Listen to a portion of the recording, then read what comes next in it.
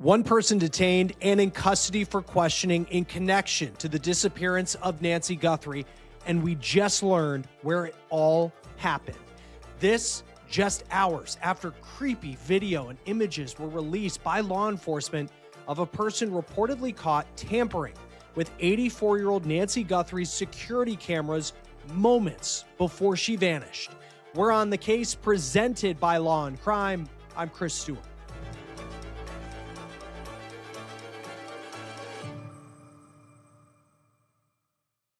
All right, let's break down what we are hearing at this hour. It has been a very busy Tuesday night.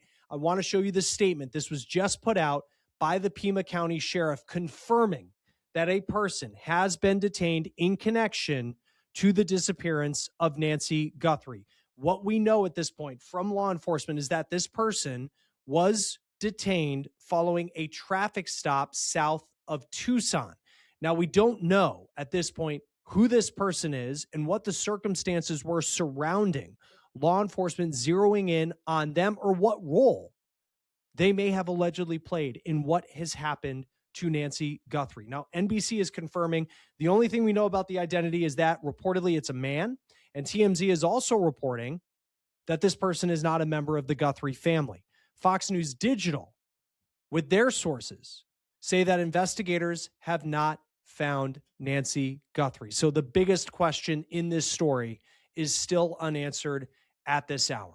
Now, these breaking developments come after a busy couple of hours since the release of these images and videos by the FBI and Pima County Sheriff's Department showing a potential suspect, this person who was armed with a gun, who had gloves on, a backpack, a mask, and they were at the front door of Nancy Guthrie's home the morning that she vanished. Now, some of the developments that we've been following on this Tuesday night is that the Pima County Sheriff's Department SWAT team was reportedly dispatched. They were seen leaving the Sheriff's Department, and Fox News confirmed through their sources that the SWAT team was activated in connection to the case of Nancy Guthrie. There was also a bomb squad that was reportedly sent out. Now, the latest information we have at this time is that the SWAT team is still out investigating. Now, on top of that, several media reports have said that the FBI's elite hostage rescue team is in Tucson.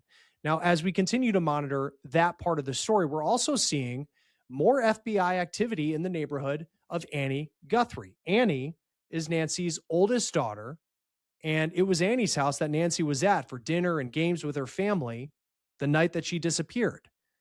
A family member, we don't know which one, according to the sheriff, they won't get more specific, but a family member drove Nancy home around 9:45 back to her home where she lives by herself. And then that is when law enforcement say you see this person after 1 o'clock in the morning, potentially showing up at her front door, then messing with the camera and then removing it. And then that has led to what we saw today with those images that were released by law enforcement. Now, the FBI has been spotted this evening talking to neighbors of Annie Guthrie and canvassing her neighborhood. You might remember over the weekend, the Pima County Sheriff searched Annie's home in what NBC described as a consensual search. Now, we are also hearing of activity tonight, and this was a big development as well. There was activity in the Bitcoin account linked to those alleged ransom notes that were sent out to media outlets like TMZ. TMZ says that they saw the activity in the Bitcoin account. Now, we are more than 24 hours after the reported deadline, the second deadline given in that alleged ransom note that initially the Guthrie family said they were willing to pay, but then the deadline passed of 7 p.m. Monday night and there was no activity there. But then tonight, this activity has been reported. And K-Gun TV, which is one of the local TV stations that received one of the first ransom notes last week, said that $300 was put into that Bitcoin account. Certainly a lot less money than the $6 million that was the reported ransom number that K-Gun said was in that initial ransom note. And it's unclear how that money got in there, who put it in there. Is it in connection to the Nancy Guthrie case? It's also unclear at this point whether those ransom notes are related to that person we see in those pictures on the front steps of Nancy Guthrie's house, whether those ransom notes are actually legit. Law enforcement have not confirmed that as of yet. Join us now to talk about the latest developments. Missing persons private investigator Steve Fisher. Good to see you again. Thanks for doing this on the fly here Tuesday night when we're recording this. What do you make of, it's hard to say because at this point we do not know who this person is who's been detained. They are south of Tucson though, which is kind of interesting. That's a good drive. Not, we don't know if they were detained at a home or where it may be, but it's interesting that you have these pictures come out and then within the hours after it, there was a lot of activity, including a SWAT team going out. And then now we're hearing that a person's been detained. Yeah. And like you said, I mean, this is just happening, minutes ago, even though this might take a little while to get uploaded. So we don't know. We know they've been detained. We don't know who they are besides it was south of Tucson. That is interesting, but somehow, that person came on their radar, and it seems like they were out looking for either a vehicle or a person. We saw that activity going door to door. We saw the Bearcat SWAT vehicles go out. So now maybe it was just a solid tip that came in because somebody said something, and then maybe it looks somewhat similar to the person on this this video that was miraculously retrieved, which, and I mean, that miraculously is great. I mean, this is huge, so if anything, at least we know, there's an armed individual that was involved in this. It looks like that possibly there could be two, because there's one image where he's not wearing a backpack or the gun, and he's taking the doorbell off. So I don't know how that could be one person, but no. And we don't know at the time we're recording this whether the person taken into custody for questioning, if that's the person in this video, they believe, that was released earlier today, and then how many people potentially was in it. Fox News was the first to report that they do not have Nancy Guthrie, which is concerning, but we also don't know who this person is or what the situation is. But I just, now that they have this person for questioning, you just wonder what the next several hours look like. And it's hard because there's so much of this that's just kind of a play-by-play of where agents are going in the Tucson area. But how does, when you hear that they don't have her at this point, and I know the family is hoping that she's still alive, Savannah has posted that, but when you hear that, I guess, what's your reaction? Well, I mean, if you're a law enforcement officer or FBI agent in Arizona tonight, you're not sleeping tonight. It's going to be all hands on deck. They're going to be looking, even if the person they've detained, it doesn't have anything to do with it. And now that this video's out, we've seen a ramp up in activity, and they're going to go. Listen, whether it's this person or someone, I think something's going to break tonight. I think the momentum's underway, and I think that they do know a lot more. Listen, there's more video than this. He didn't show us all the video, and you could tell by where the cuts start and stop that there's probably maybe a vehicle headlights turning on and off that they're not showing us yet. So I think there's a lot more to it. I think something's going to happen tonight. I think they're scouring the area. And listen, we don't know. Also, what we don't know is if the ransom notes are real or not. Mm-hmm. So, I guarantee let's say this person does have something to do with it, they're trying to find out, are they the person who wrote the ransom notes, or were you hired, by somebody to take Nancy? And if that's the case, then they're going to really pressure this person to find out who's behind that ransom, because this person who we see in the mask stuff could have been hired for $50,000 to go grab her and turn her over to somebody else, and so that's what they need to do, is go down that chain and ultimately, get to her, and hopefully alive, hopefully. And there, listen, we got to hold out hope. There is still hope. I know odds aren't that great, but this is one of those 1 in a billion type of stories. You know what I mean? It's crazy. And so I just feel like it could have a good ending somehow. I just want to hold out hope for that. Yeah, absolutely. Continue to hold out hope on this. It's so interesting too, the Bitcoin. We were talking about Bitcoin the other day, and it's been a fascinating part of it is typically I feel like ransoms are a pretty private thing, but when in the world of Bitcoin, you can see the wallet, where money is going in. And then the report comes in that there was some activity. K-Gun said $300 was put into it. I know like some people are like, oh, they're testing out the Bitcoin. I don't know what it means. I mean, what are some possibilities to go from 6 million to then now to 300?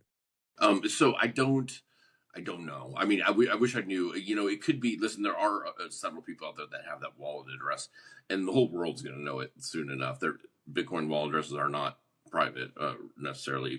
They're on the blockchain, but there are people, because I've seen people posting all day, like, checked it, still nothing in it. So there's multiple people that have this. It could have been it could be a prankster. It could be somebody that thinks, hey, if I put it on there and they try to move it, I know how to follow it, and they think that, it could be some home sleuth. I don't think it's the Guthrie family testing a wallet. I don't think it's the FBI testing a wallet. That's my personal thought, but I'm not a blockchain expert by any means. I just think it's noise right now. I think that the way Savannah really that video last night was very different. It was a different tone from her. You could tell that it wasn't scripted. She was pleading for the public's help, and it made it seem to me like they made a decision that they weren't going to pay it, and it's probably because they had something else to prove that it was probably not a real demand, because they seemed like the day before they said they would pay it, and something shifted there. There was, and I think too, to see how quickly it goes from, this plea to the kidnapper to then Savannah on her Instagram, and the tone of it too, and the strength that she showed, like that was kind of the Savannah Guthrie we know from the Today Show, Yeah, speaking to the public. and she was alone. Yes. Significant, Yeah. And that's not to say that it's because she thinks a family member or anything. I think everybody in that family is probably just doing what they need. They probably have had so much input from the FBI and the sheriff's department and friends. And listen, we know that she's called senators and everything, because she has access to them. She's probably has had so much input that she's just like, okay, you know what? I'm just gonna do what I feel like I need to do for my mom right now. And I think that's what that was yesterday. I think she was like, I need help. Yes, I'm this famous person. I have a lot of money. Everybody thinks that like I can sell. I need the public's help. I need everybody's help. And it seemed like it was just very genuine. And but she didn't look as defeated as she did the other ones. So it's almost like she has some information that there is still hope, but now we really, really got to move fast. Yes. Yeah. And to think too, like with these pictures that came out in the images, and when it's terrifying, right? Like the first time you see someone in a ski mask and you kind of realize like the face of the monster that we've all been kind of speculating about for days. But then there was part of me too, where, I've heard a lot of people say like, because of what we believe wasn't left behind, like DNA or anything, that this person, was a pro and they know what they're doing. Like, but then you watch them in the doorway and it seems like they didn't even think about a Ring doorbell, or as a Nest, but like a Nest camera being there. It just seems like they didn't seem as prepared as maybe I thought they would have been when I watched it for the first time. It doesn't even have a tool to remove the Nest cam with. He starts looking around and and then grabs a plant to cover it with. Yet he's got what looks like a pretty full or him or her, backpack. I'm pretty sure it's him. But but you said something earlier that I've been thinking about all day long. I've been on a search all day long, but I've been thinking about this is after these videos came out, and a masked guy with a gun, holstered gun, which, by the way, again, I'm not a weapons expert. I don't think he's any weapons expert. He's using a universal kind of foam holster. It's not something tactical, but that's a whole different thing. But, I think about that person coming through the door, whether it be the front or back door, and her seeing that 84-year-old woman. Listen, I'm somebody that's been through a lot of training, tactical training, weapons and everything, and can defend myself. That would scare me to death if somebody came through my door like that when I was in bed. And I just can't imagine what she has seen and gone through, and hopefully is alive. But I mean, just, like that'll ruin anybody for the rest of their life. That vision of somebody breaking down your door in the dark and being masked and having a gun and probably yelling and grabbing you. I feel for that woman and her family, and I can't imagine. Just can't No, imagine. and and the other part too, just kind of like looking at this suspect, and you think like, on the surface, it's like, wow, they were dressed and prepared, but then it's like even just the ski mask they had on was very revealing. Like you could Very. see that there's like facial hair, and you think of now post pandemic, everybody had like maybe a sleeve Mhm. over your mouth or something, but it's like it just kind of, and we'll see like if they're able to catch in this person, and maybe it's the person who was detained, at the time we're recording this, we don't know, but like Mm. it's almost as if like they Googled what a home invader looks like, Yeah. and it's like, I'm not trying to make light of it, but it's like, it No, I just know. seems like it's a very revealing mask where like the internet was able to zoom in on the eyes, zoom in on the mouth. I mean, you were able to Right. see a lot. It's like they were not anticipating that there would be a camera at her door. Yeah, and they, Cash Patel put out a little bit longer clip where you see him kind of entering from, and it looks like he's coming from the right side of the driveway if you're looking at the front door. And he's just very casual. Just, I like, he's not moving like with a purpose. Like, okay, step one, cover the doorbell, so pop it off, pry it off, do this, do that. And listen, we see her front door is one of those metal gate. I don't think they got in through that front door. I think we've heard that the back door was like wide open. I think ultimately we'll find out probably didn't go through the front door unless she answered it, which we don't know. But it's just listen, they're not pros, but they can be two separate things. The person demanding the Bitcoin and who may have her could be totally different. This could be a hired hand, like they'd just be like, hey, these are the brute force guys. Like, go, here's 50 grand, go get her, or you get 50 grand if you get her, and bring her to me. And then that's more of a professional thing. Is if they screw it up, well, they go down, but not not the other guy. So we could be dealing with two different crews, or there could, the Bitcoin thing could just be a total hoax that was well enough done that a lot of us fell for it, including myself, because I have thought that is true, and or it could just be these guys that aren't that great and just got lucky so far, But that looks running out. I just hope that they didn't do something really stupid with Nancy. Because what is the purpose of killing for no reason an 84-year-old?